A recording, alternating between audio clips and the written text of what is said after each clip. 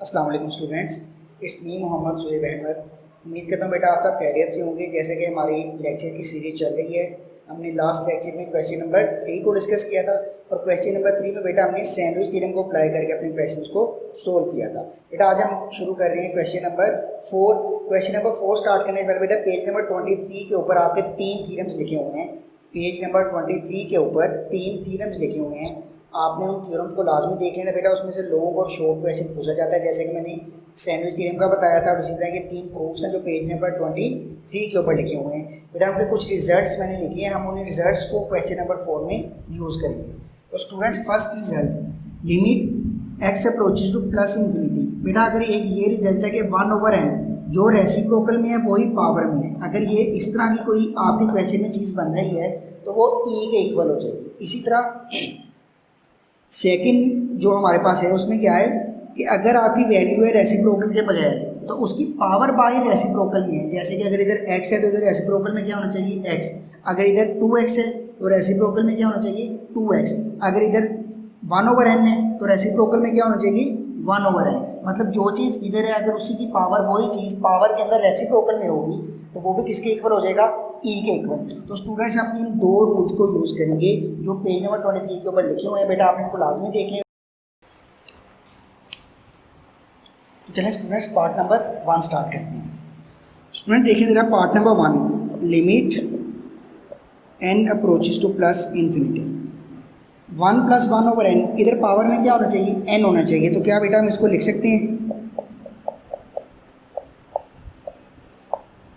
Hope so इसमें कोई issue नहीं होगा क्योंकि 2n को अगर हम n और बाहरी पावर में 2 भी लिखते हैं तो कोई मसला नहीं, क्योंकि पावर्स क्या होती हैं आपस में मल्टीप्लाई होती हैं।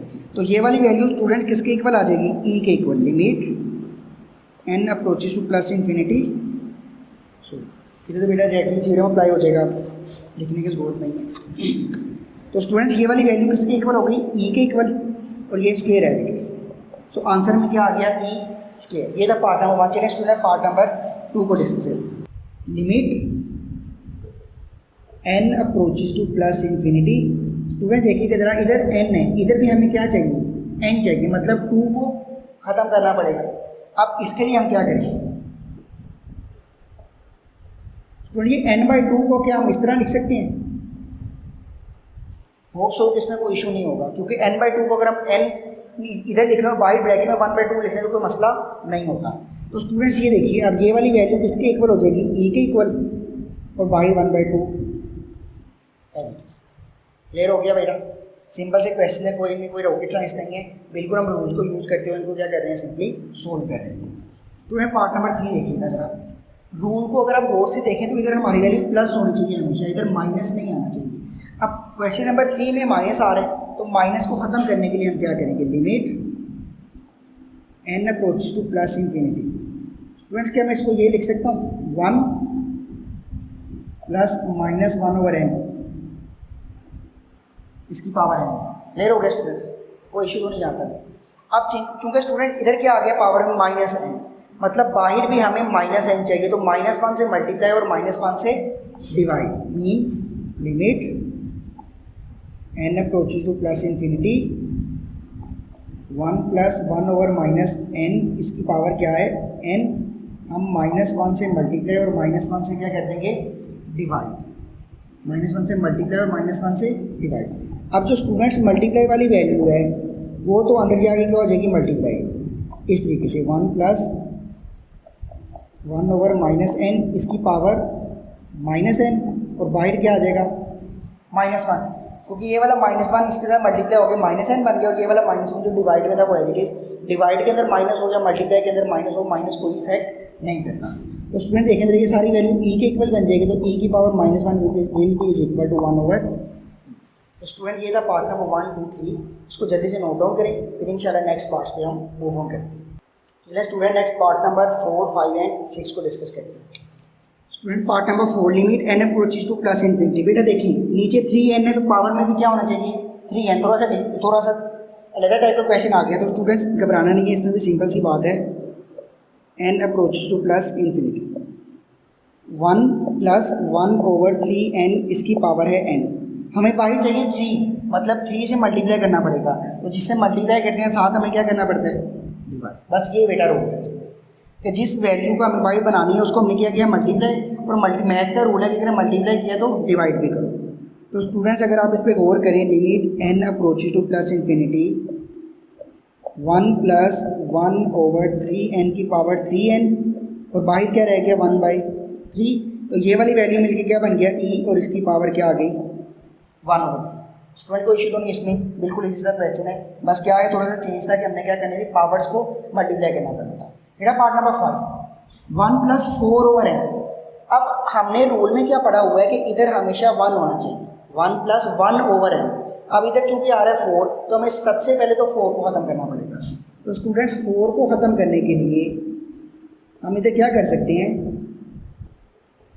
ये 4 बेटा नीचे आ सकता है, वी नो दैट, इस पर कोई इशू नहीं है, क्योंकि ज़ाहिर बात है अब ये वाली वैल्यू जो है, ये स्टूडेंट्स का मेन जो डिवाइड है वो ये वाला है। अब ये वाली वैल्यू अगर अगेन ऊपर जाएगी तो क्या होगी, ऊपर जाके सिंपल सी बात है मल्टीप्लाई होगी। सो अगर ऊपर कोई वैल्यू उसको भी हम अगर नीचे लेके हैं तो वो नीचे वाली पावर के नीचे वाली वैल्यू के नीचे लिखी जाएगी, मतलब इस 4 को मैं इस तरीके से लिख सकता हूँ। अब बाहर मुझे क्या चाहिए n/4, तो स्टूडेंट बिल्कुल पीछे वाला काम आ गया। हमें अगर n/4 चाहिए, 1 + n/4 इसकी पावर n है, अगर n/4 चाहिए तो 4 से डिवाइड करना पड़ेगा। तो सिंपल बात है, अगर डिवाइड किया तो साथ हम क्या करेंगे मल्टीप्लाई भी करेंगे।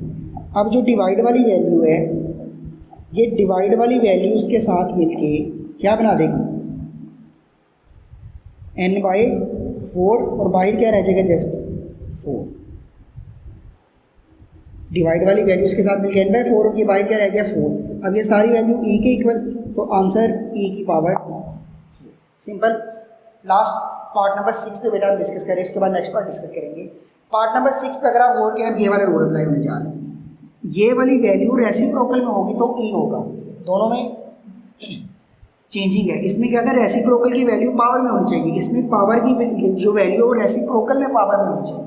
तो स्टूडेंट्स अगर इधर लिखा हुआ है 1 + 3x, मतलब नीचे हमें 3x चाहिए। अब x तो पहले से मौजूद है, तो 3x बनाने के लिए हमें 3 से डिवाइड करना पड़ेगा। Limit x approaches to 0 1 + 3x, तो स्टूडेंट्स ये 2/x तो पहले से हमारे पास मौजूद था, हमें क्या करना पड़ना है नीचे 3 से डिवाइड। तो डिवाइड करेंगे तो साथ क्या करना पड़ेगा मल्टीप्लाई भी करना पड़ेगा।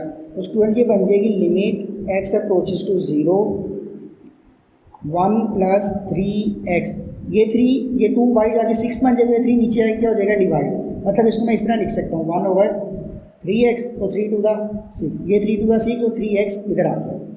अब ये वाली वैल्यू तो हो गई e के इक्वल, तो e की पावर 6 हमारा क्या होगा फाइनल आंसर होगा। तो उसमें ये था पार्ट नंबर 4, 5, 6, इसको नोट डाउन करें जल्दी से, फिर हम इंशाल्लाह नेक्स्ट पार्ट पे मूव ऑन करते हैं। चलिए स्टूडेंट्स नेक्स्ट पार्ट में मूव ऑन कर रहे हैं। Part number 7, limit x approaches to 0। Student 2x² है, तो रेसिप्रोकल में भी क्या होना चाहिए 2x², मतलब 2 नहीं है नीचे, बस 2 हमें बनाना है। तो हम क्या करेंगे 1 + 2x² 1/x², 2 से मल्टीप्लाई और 2 से डिवाइड। तो स्टूडेंट बड़ा इजीली क्वेश्चन ये सोल्व होगा। अब नेक्स्ट 1 + 2x² 1/2x², और बाहर क्या रहेगा जस्ट 2, ये वैल्यू e के इक्वल, तो आंसर क्या आ जाएगा e²। पार्ट नंबर 8 पे स्टूडेंट्स अभी हम इस तरह क्वेश्चन पहले कर चुके हैं। पार्ट नंबर 3 पे अगर आप गौर करें माइनस की वैल्यू थी, तो स्टूडेंट माइनस को सबसे पहले किस में हमने कन्वर्ट करना है प्लस में। तो सबसे पहला काम तो हम इसमें कर लेते हैं कि माइनस को कन्वर्ट कर लेते हैं प्लस में। तो माइनस को प्लस में कन्वर्ट करने के लिए 1 + -2h इसकी पावर 1/h, क्लियर हो गया। अब स्टूडेंट अगर इधर -2h है तो बाहर भी क्या चाहिए -2, क्योंकि इधर -2 होना चाहिए ना, तो -2 से डिवाइड और -2 से multiply. Limit h approach to 0 1 + -2h 1/h -2/-2। तो स्टूडेंट उम्मीद करता हूँ नेक्स्ट तो आपको बड़ी इजीली समझ आ जाएगी। ये देखिए 1 + -2h इसकी पावर -2h और बाहर के रह गए जस्ट -2। तो अब ये सारी वैल्यू e के इक्वल e की पावर -2 और इसको अगेन हम ये भी लिख सकते हैं 1/e का स्क्वायर। तो स्टूडेंट ये था पार्ट नंबर 8। पार्ट नंबर 9, 10 और 11 तीनों पार्ट्स डिफरेंट हैं, इनमें ये रूल्स भी यूज़ होंगे और उसके अलावा आप थोड़ी सी क्या करेंगे, इनकी सिंप्लीफिकेशन भी करेंगे। तो स्टूडेंट अगर आप गौर करें तो ये क्वेश्चन है।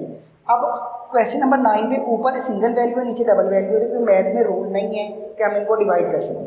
ऊपर 2 वैल्यूज़ हों तो हम उनको लेते रहते हैं, नीचे सिंगल वैल्यू से डिवाइड कर सकते हैं, लेकिन अगर ऊपर एक वैल्यू नीचे 2 वैल्यूज़ हों तो हम उनको डिवाइड नहीं कर सकते।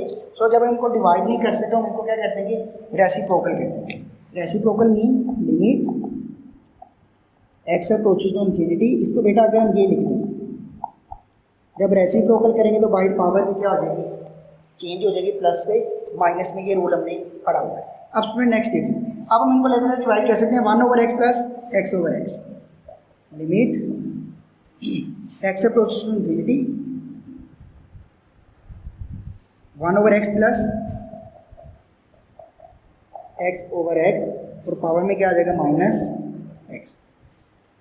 Limit x approaches to infinity 1/x plus 1 इसकी पावर -x। तो इसको रीअरेंज करके अगर लिखने दें तो ये वैल्यू बन जाएगी हमारी 1 प्लस 1/x इसकी पावर -x।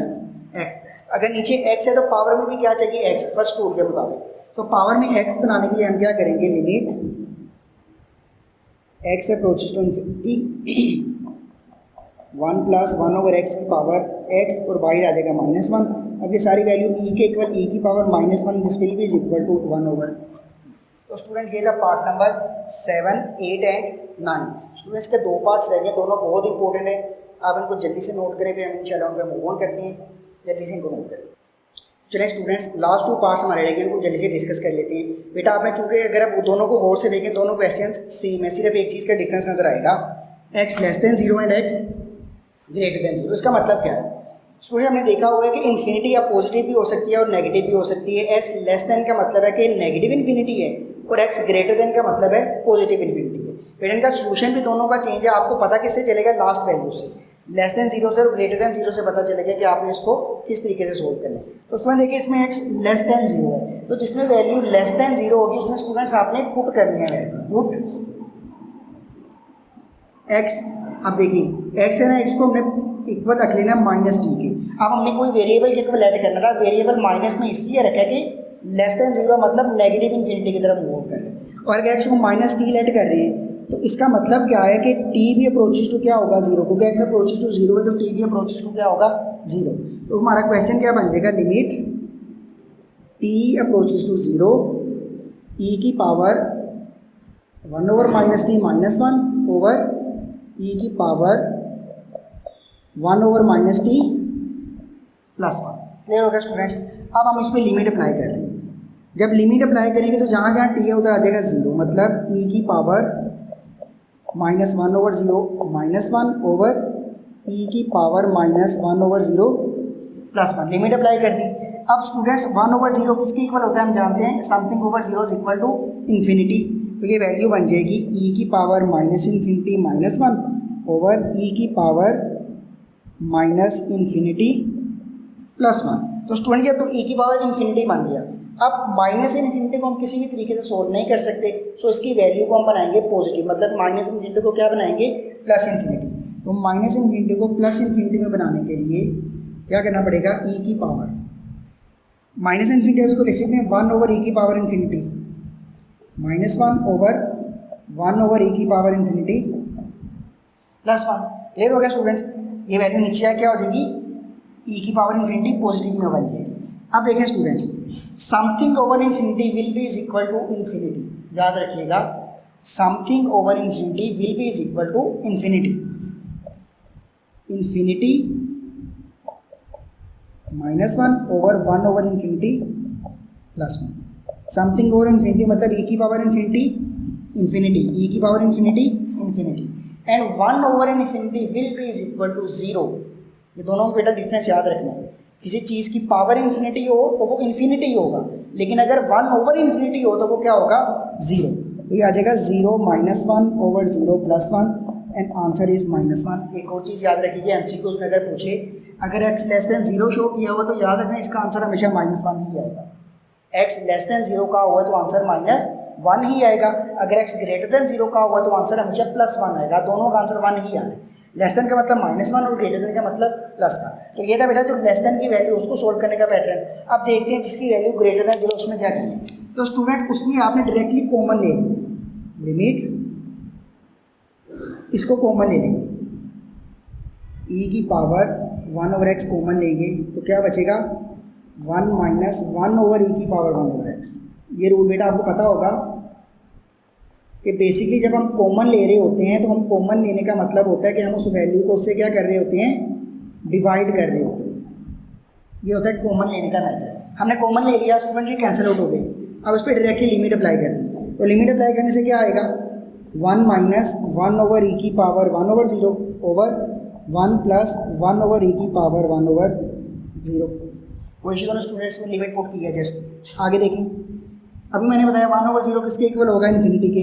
1 - 1/e की पावर इन्फिनिटी ओवर 1 + 1/e की पावर इन्फिनिटी। और अभी मैंने बताया 1/∞ e की पावर इन्फिनिटी किसके इक्वल होगा, इन्फिनिटी के इक्वल। सो ये वैल्यू क्या बन जाएगी